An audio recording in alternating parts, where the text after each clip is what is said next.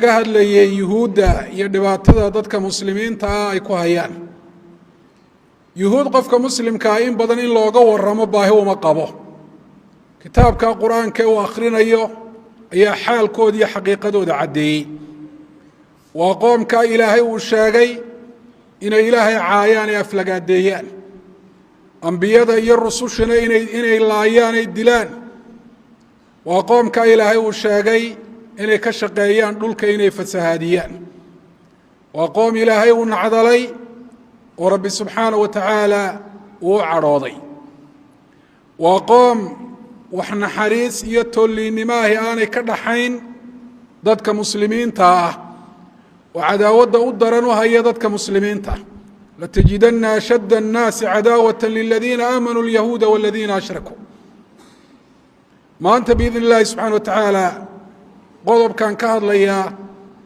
masaladaasi xidhiidh buu la leeyahay, laakiin dhinac kale ayaynu ka eegaynaa. hadday yuhuudi kuwaasi yihiin, dadka muslimiintaana laga bilaabo maalintii ilaahay nebi maxamed uu soo diray ilaa maanta dhibaatada aynu maqlayno aynu arkayno ay ku hayeen gaalada kale, gaar ahaan kiristaanka iyo kuwa wathaniyiinta ahayna ay ku garab taagan yihiin dulmiga iyo tacaddiga. ilaahay subxaana wa tacaala dulmigooda iyo tacadigooda uu ku jebin doonaa. oo in allaha la yumli liلظaalim xataa idaa akhadahu lam yuflithu.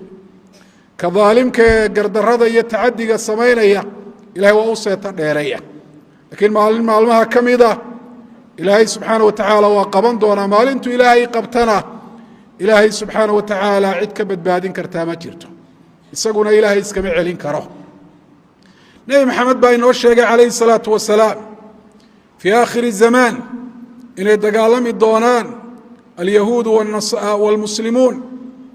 wuxu uhi rasuulku tuqaatiluuna alyahuud fatusallatuuna calayhim. yuhuud baad la dagaalami doontaan, waa laydinku sallidi doona, waad ka gacan sarrayn doontaan. xataa yaquula alxajaru waاshajar yaa muslimu hada yahuudiyu yakhtabi'u min waraa'i faqtulhu. ilaa dhagaxa iyo geedku ay yidhaahdaan muslimow, yuhuudi baa iga dambeeya oo igu dhuumanaya, kaalayoo dil. arrinta noocaasa iyaguna waa yaqiinsan yihiin, laakiin waxay sheegaan innaguna qaطcan aynu aaminsannahay dadkaa ilaahay yuhuudu ku sallidi doona ee la dagaalami doonaa inay yihiin kuwo iimaanka xaqiijiyey oo mutaystay nasriga iyo guusha ilaahay inay helaan. waa ilaahay baa yihi walayansuranna allahu man yansuruh. ilaahay wuxuu u hiilinayaa oo rabbi u gargaarayaa, guusha u raacinayaa cidda ilaahay subxaana wa tacaala marka hore ugu hiilisa ilaahay diintiisa inay rumeeyaan ay ku toosnaadaan. qaala rabbuna subxaanah in tansuru llaha yansurkum wayuthabbit aqdaamakum. qodobkan ka hadlayaa wuxuu yahay ayuha almuslimuuna cibaad allah, yuhuud iyo nasaara cadaawadda ay dadka muslimiinta u hayaan iyo inay cadow ilaahay yihiin ilaahay baa inoo sheegay. arrintaana markhaatigeedii noloshooda iyo waaqicooda ayaynu ku aragnay. innaga haddaba maxaynala gudboon? ma inaynu ka dhiganno dad aynu jecel lahay oo aynu qalbiga ugu hayno kalgacayl, oo aynu xigtaysanayno, aynu soo dhowaysanayno, oo aynu ku dayanayno, oo raadkooda iyo waddadooda aynu gurayno fii umuuri اddiini wاlcaadaati wاlakhlaaq. arrimaha diinta iyo caadaadka iyo dhaqamada marka laga hadlayo, su-aashaa jawaabteedu ilaahay kitaabkiisay ku taalla. qaala allahu subxaanaه wa tacaala linabiyina muxamed wa huwa khiطaab muwajahu ilى kuli muslim. ilahay wuxuu ku uhi nebigeenni muxamed, waana hadal ku wajahan qof kastoo muslima. uma jacalnaaka calى shariicati min alamri faاtabichaa walaa tattabic ahwaaء aladiina laa yaclamuun. shariico dhammaystiran oo kuugu filan adduunyadaada inay kuu hagaajiso, wanaag oo dhan ay kugu hagto, iyo waddada wanaagsan ee aakhiro loo maray inay kuu tilmaanto ayaa nebi maxamedow kugu soo dejinnay. waddadaa saxdee fiican baanu cagta kuu saaray. shareecadaasi raac, waa diin اlislaam. walaa tattabic ahwaaء aladiina laa yaclamuun. kuwaan waxba garanahayn hawadooda iyo doonista naftooda ee ilaahay muraadkiisa khilaafsan marnaba ha raacin aayaddu waxay caam ku tahay oo si guud ay u tusinaysaa qof kastoo ilaahay sharcigiisa baalmara in la raaco hawadiisa iyo doonistiisa oo isaga tusaale laga dhigto lagu daydaa gaal ha noqdo ama faasiq ha noqdee inaanay bannaanayn qaala allahu subxaanaه wa tacaala yaa ayuha aladiina aamanuu laa tattakhiduu alyahuuda waاnnasaara awliyaa bacduhum awliyaau bacd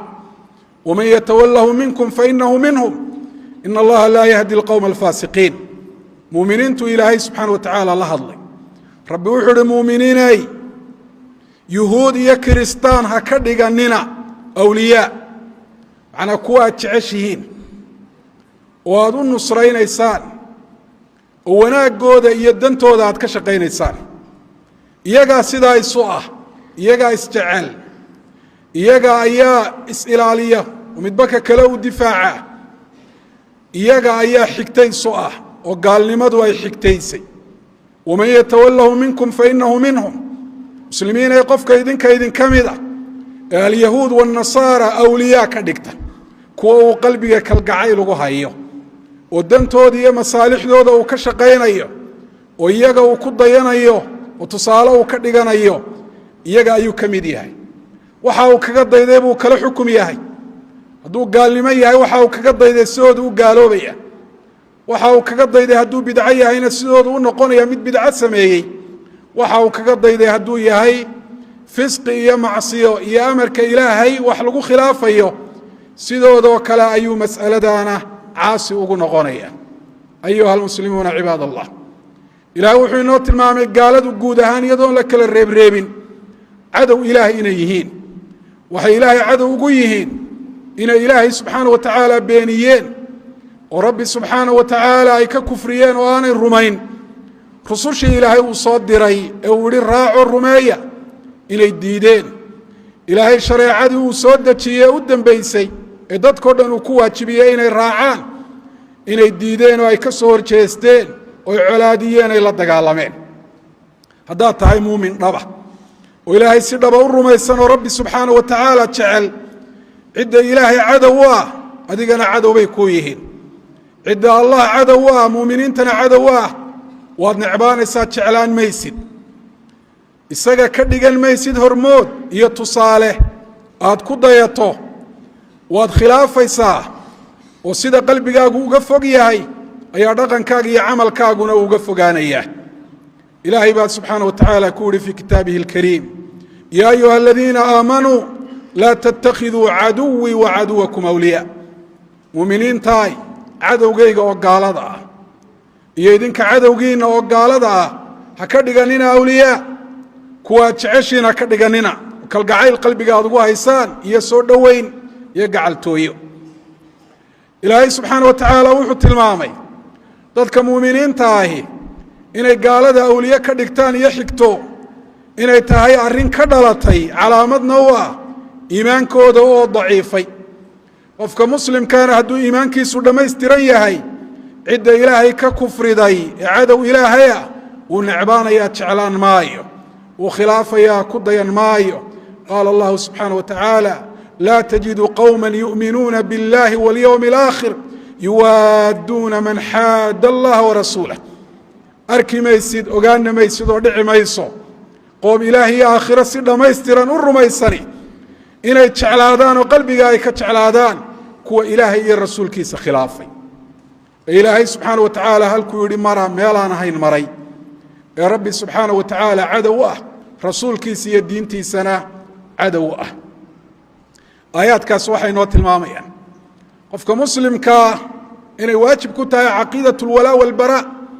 oo dadka muuminiinta ah ee muslimiinta ah midab kastoo ay leeyihiin iyo af kastoo ay ku hadlayaan inuu xigtaysto oo walaalihi ay yihiin sida ilahay uhi inama almuuminuuna ikhwa nebiguna calayh الsalaatu wasalaam uhi almuslimu akhu lmuslim walaalkuna walaalkii waa jecel yahay walaalkii waa u nusreeya waa u hiiliya walaalkii waa u damqadaa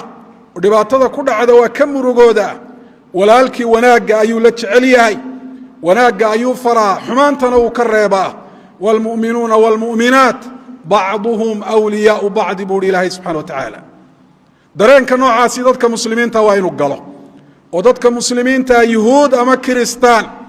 markay dulminayaan ay ku tacadinayaan ay laynayaan waa inaanu dareenkaaga iyo aragtidaadu noqon carab iyo yuhuud islaynaya dareenkaaga iyo aragtidaadu waa inay noqoto dad muslimiina oo gaala ay dhibaataynayso inay naftaada dhibayaan oo kale dareenkaagu waa inuu noqdo oo qofka muslimka ahi dadka muslimiinta ee kale waxay isaga dhigeen sida jir quro kale haddii uu xanuunsado xubnaha oo dhan wada xanuunsanayaan hadduu faraxsan yahay wada faraxsanaanayaan haddii uu murugaysan yahayna xubnaha oo dhami way wada murugaysnaanayaan ayuha almuslimuuna cibaad allah qofka muslimka ah caqiidatu lwalaa walbara waxay ku waajibinaysaa gaalada inuu halkaa qalbiga nacayb ugu hayo nooc kastoo ay yihiin yuhuud nasaara majuus wathaniyiin buudiyiin inuu necab yahay taana macnaheedu maaha siduu doono inuu la dhaqmayo sida qaabka loola mucaamaloonaya gaalku nooc kasta uu yahayba shareecadeenna ayaa qeexday qaabkaas ayaana ah qaabkii saxda ahaa qaabka inagoo ula mucaamaloonayna haddana marnaba inooma bannaana inaynu quluubta ka jeclaanno oo quluubteennu ay soo dhowayso oo inay guulaystaan aynu jeclaanno oo inay sarreeyaan aynu raalli aynu ku noqonno